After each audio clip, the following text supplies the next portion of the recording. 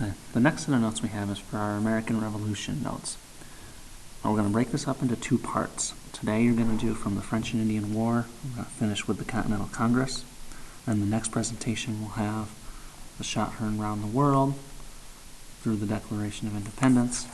And you'll also have the important battles, which will be on the back of this, on the back of the note sheet. You'll summarize some important battles in the Revolutionary War. And on the very last slide, on the second part of the presentation, you'll flip back to the front and you'll do the legacy of the American Revolution.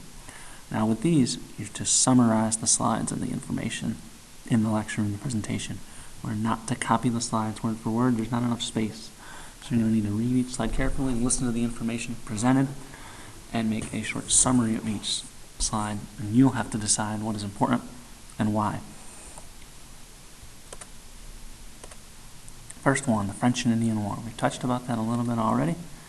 French and Indian War was fought from 1754 to 1763, and it was basically fought over land in America between the English and the French.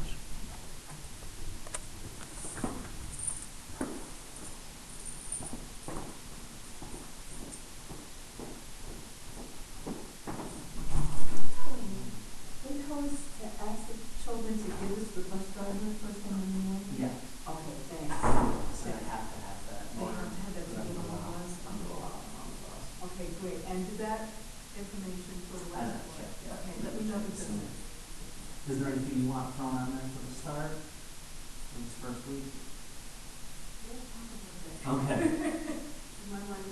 Sure. Oh, yeah.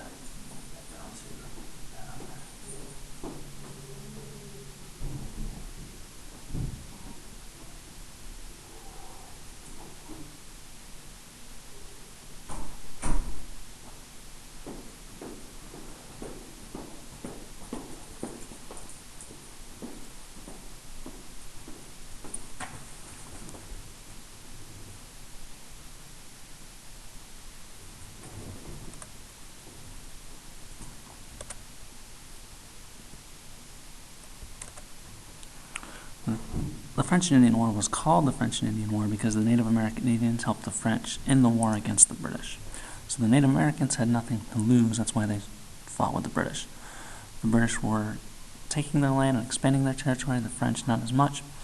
The war was for control over the Americas, control over North America, which colonial power would have the most land, the most territory. The British won the war, but it cost a lot of money, and that leads to taxes. Taxes on the colonies. Okay, so here's a cartoon that we're going to look at, and this may make its way on this unit's test, so check it out carefully, and let's think about it and look at it. It says, "Join or die." This was a political cartoon by Ben Franklin, calling for the colonies to band together for protection against the Indians and the French. Some of the fighting fought in these 13 colonies, so we've got South Carolina, Virginia, Vermont, South Carolina, North Carolina, Virginia, Massachusetts, Rhode Island, New Jersey, New York, and some of the New England colonies. Okay? Basically saying to band together, to fight together. That the colonies at this time were kind of segmented. Each colony was its own separate entity, but they didn't really work together. They didn't think of themselves as one and the same.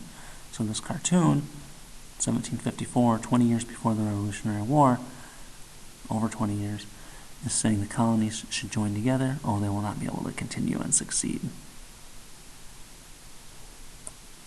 Okay. Next one, next point down on your thing, next on your list, the Proclamation of 1763. So part of the reason the French sided with, or the Native Americans sided with the French, was because colonists in the 13 colonies were pushing farther and farther west and taking more land.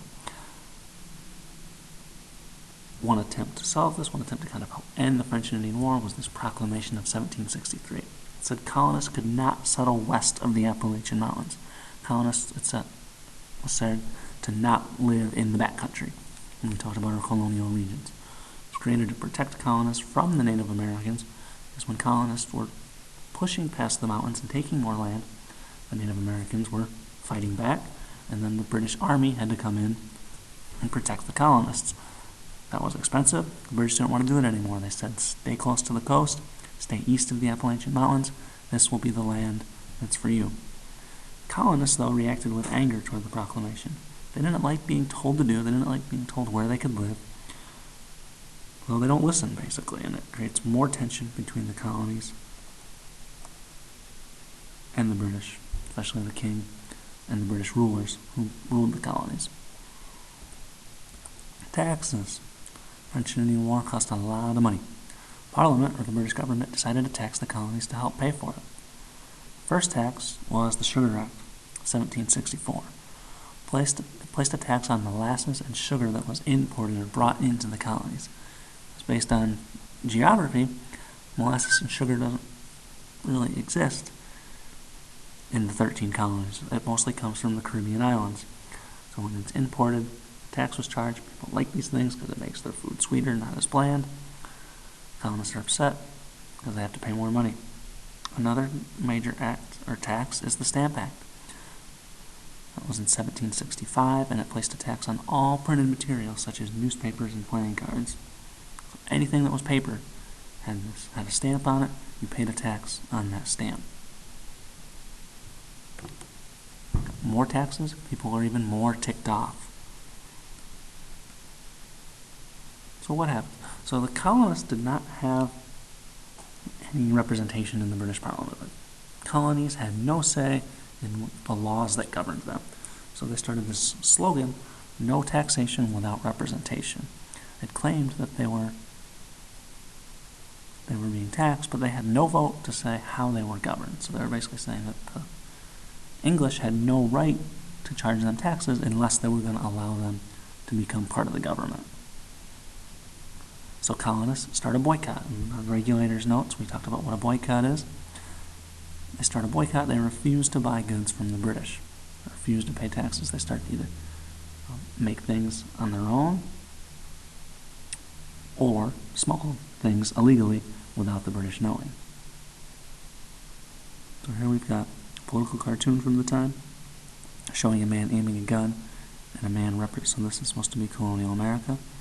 And this person is telling the member of Parliament, I give you that man's money for my use.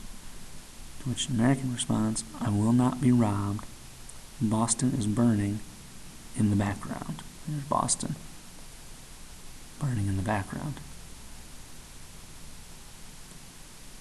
Next one. Sam Adams and the Sons of Liberty. Sam Adams leads protests in Boston against the taxes.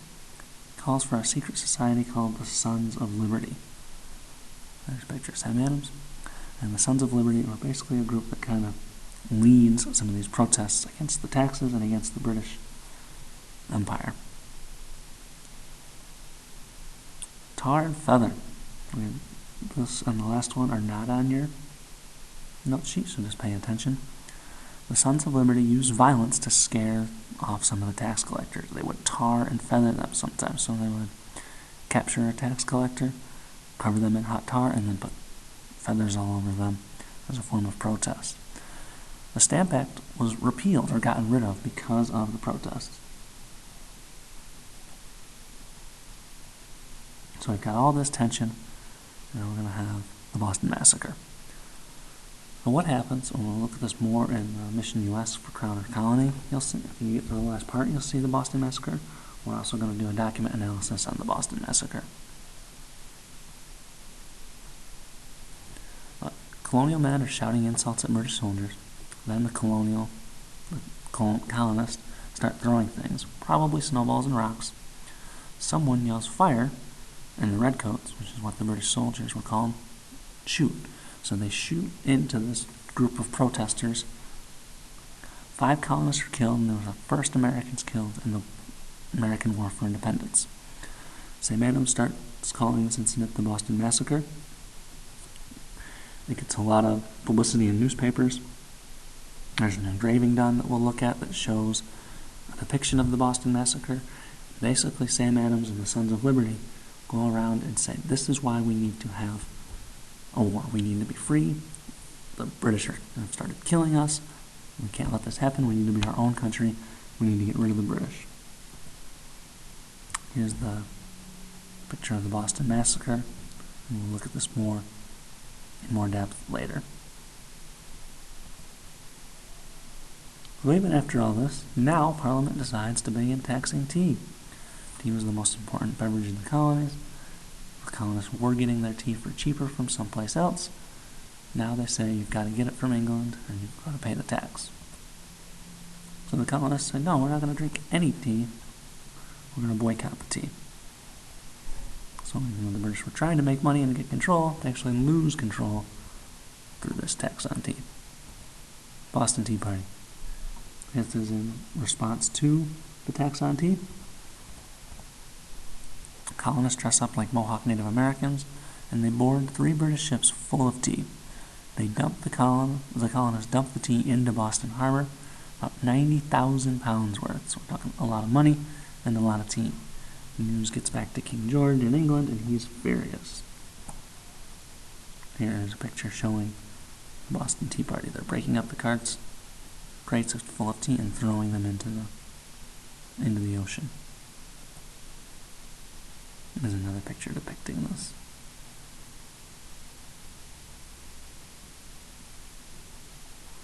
So in response, England passes the Intolerable Acts. They were laws that were passed to punish the colonists for the Boston Tea Party.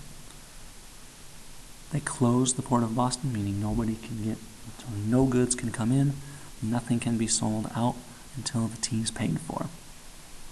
They also put something in place called the Quartering Act that forces colonists to quarter or house and supply with food and clothing British soldiers. People are ticked. Okay. The Boston Tea Party wasn't the only tea party. More parties happen around the colonies. In Charleston, South Carolina, New York City, Annapolis, Maryland, other tea ships are overtaken by colonists and the tea dumped out. So here is you're showing reaction. So the colonists here are represented in blue, cheering over the tea being dumped out. So this one you do have notes on, the Edenton Tea Party. This is important for us. It happened in North Carolina.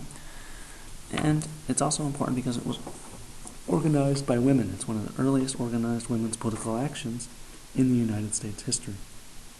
And the women joined the boycott of British tea. As I said, it occurs in Edenton, North Carolina. Last one for this presentation, the First Continental Congress. So it's a group of colonial leaders that meet to discuss all these issues in the colonies.